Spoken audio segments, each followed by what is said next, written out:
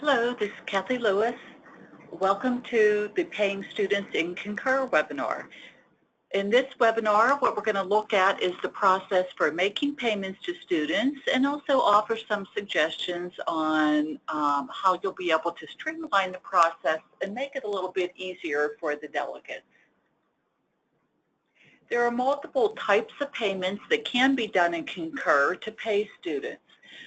Students who travel and possibly need reimbursed for things like food or lodging, you'll be able to make those travel reimbursements in Concur. Also things like prizes or awards, health insurance payments for graduate trainees, student government payments, summer research trainee stipends, and also other types of student payments. For instance, a student writes an article, say for the Pitt News, and they're going to get paid a stipend for that. You can reimburse them via the Concur system. One thing to keep in mind that can help make your life a little bit easier is that remember that students have access to Concur. Whether they are strictly a student or a student employee, they do have access to the system. So knowing that, you can have the student be responsible for some of the process to make it a little bit easier for you as a delegate. So they can verify their status as to whether they're strictly student or student employee. They can add you as a delegate in the system. They can also upload W-8 or W-9s to help the payment along, and also upload receipts. The first thing that's important to determine is, again, their status.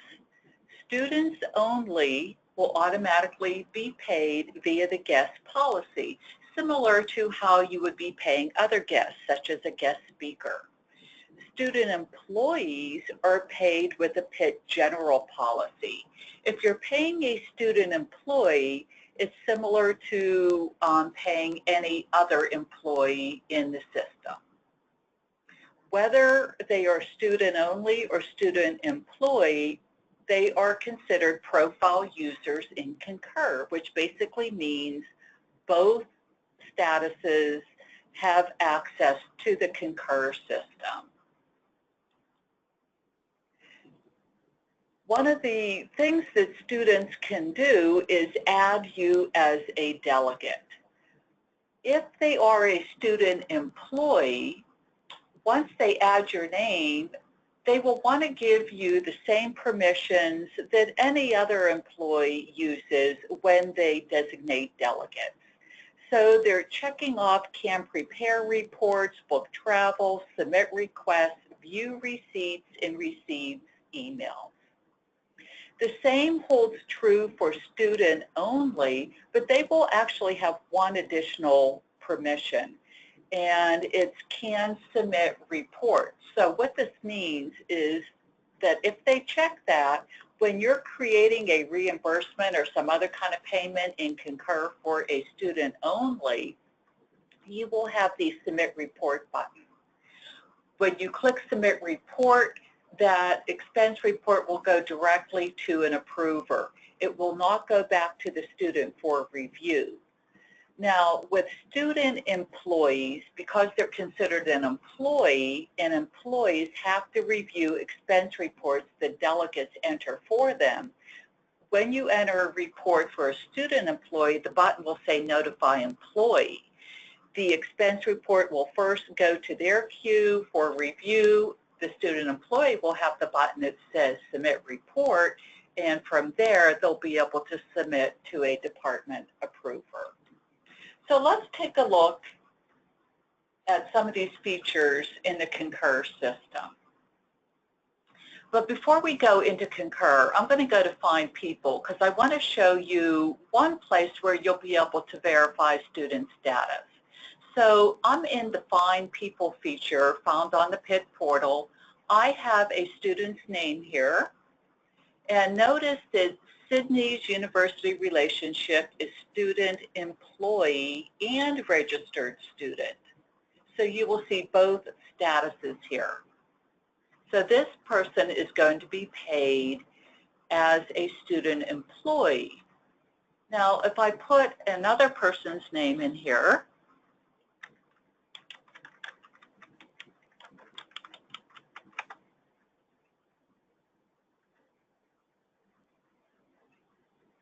Aaron is just a student. Okay, now if I go into Concur, I am logged in as myself, obviously as an employee. When I go under Profile and Profile Settings, another place where you'll be able to check a student's status is under their Profile Settings. You're going to go to Company Information. And look at the employee ID. If it is just a string of numbers, they are a student employee. If it is a string of numbers, but it has PS preceding the numbers, they are student only. PS stands for PeopleSoft. If what you're finding in the Concur system does not match up with what you're seeing in Find People, then contact the customer service group, and if we have to make updates in the Concur system for that student, we can do that. Now also, if I go under expense information, if I am a student employee, my user group will say PIT General, which means I'm paid under the general policy. If I'm a student only, it's going to say guest. Now, I'm going to log in as a student.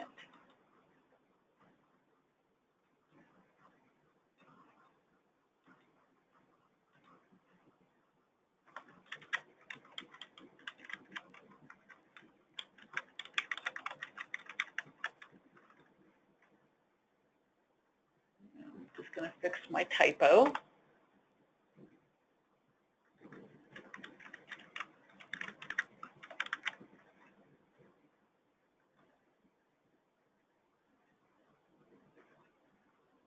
I am logged in as a student only. And if I go under my profile settings and go under expense information, same place where I was a moment ago, notice that my user group defaults to guest. Also, in addition to the same fields that I had as an employee, I see vendor ID and vendor site code. Students only are paid as suppliers since they are not employees. So these fields will display. If they've been paid before in the Concur system, they will be able to select their name and their address in these fields. So it is a good thing to select, and then this information will default automatically on their payment. If this is the first time they're being paid in Concur, their names are not going to be in these drop-downs yet, and these can remain empty. Now, whether they're students or student employees, they will be able to designate delegates. So all they need to do is go under Expense Delegate and add your name. When they are selecting permissions, they want to select can prepare reports, can submit reports, will be available if they are student only, submit, view receipts, receives emails.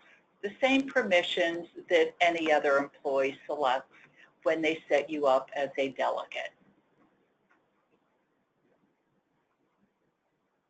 The other thing, whether they are a student or student employee, if they're going to be traveling and they want to take advantage of the mobile technology that's built into the system, so for instance, maybe they want to use the Concur mobile app, download it onto their phone, they will have the ability to do that.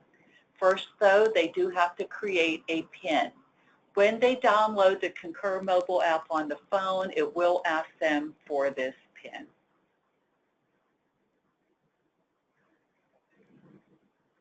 The other step that the student will want to take is to upload receipts for you. So if they need to upload a W-9, this is the very first payment that's being made to the student, they will need to complete a W-9. They can scan it or take a picture of it if they have the Concur mobile app on their phone. If they take a picture with Concur mobile app, it will automatically upload onto their desktop here. Otherwise, if they scan it, they can click on Upload New Receipt and just browse the computer directory to find the scanned copy of the W-9 and again upload it so it will be available when you're doing the payment for them. All these steps are provided on a quick reference guide for your students, and I'll show you in a few minutes where you'll be able to find that quick reference guide. Now, I'm going to log in one more time as a delegate.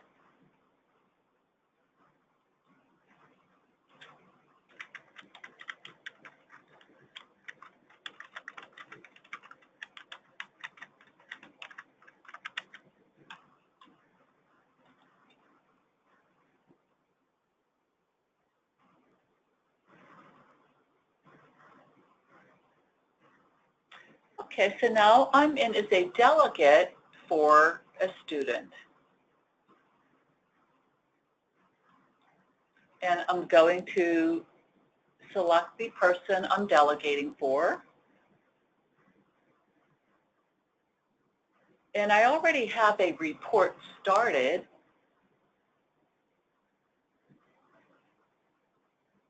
And this is a report for Amy, who's receiving some type of award. So the first thing I did was create the header information.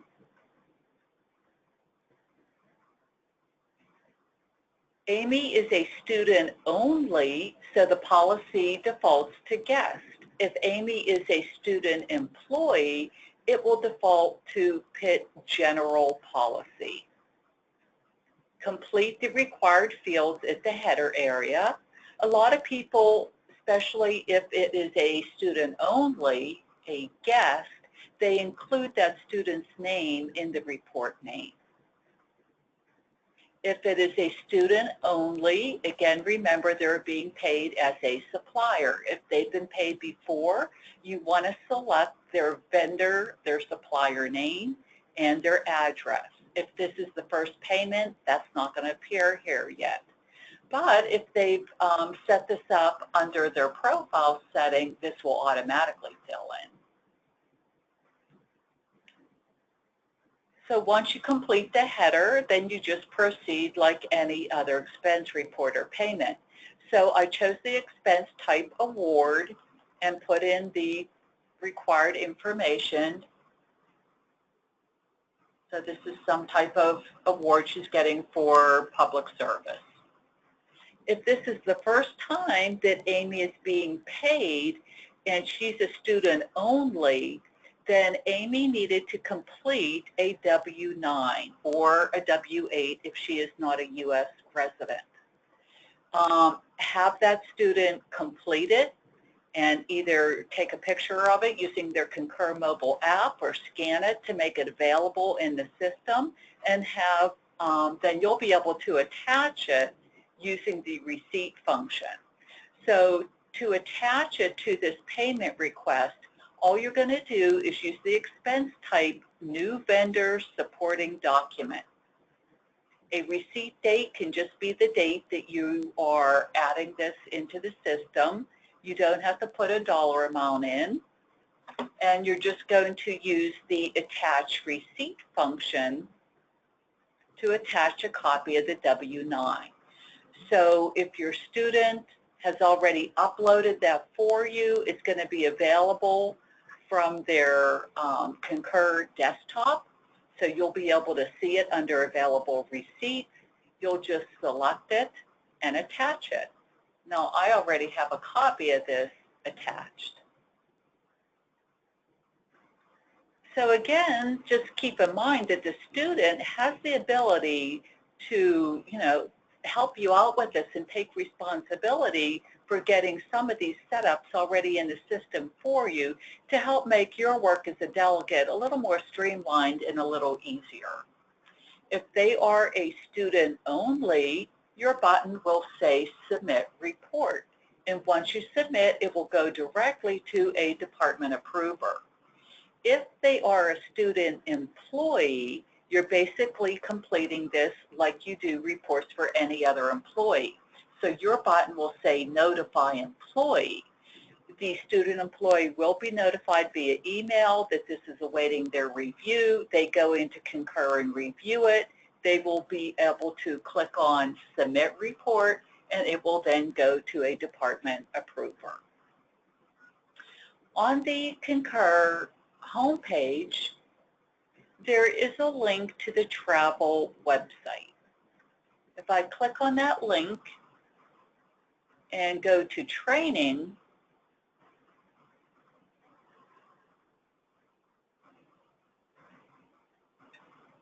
there are some quick start guides. And there's one for paying students. So you can share this quick start guide with your student, and it does provide them step-by-step directions on the setup steps that they can go through, on how to check their status and how to use the profile options to confirm their status. And also, if they want to take advantage of the mobile technology, steps for doing that, adding you as a delegate, uploading receipts. If they need additional screenshots to follow, this quick start guide also provides the screenshots. So I hope this webinar has been helpful in making payments to students in your area and streamlining the process to make it a little bit easier for the delegates in your area. If you have any questions on paying students, contact the Travel and Expense Management Customer Service Group, and they will certainly be willing to give you a hand. Thank you for watching this webinar.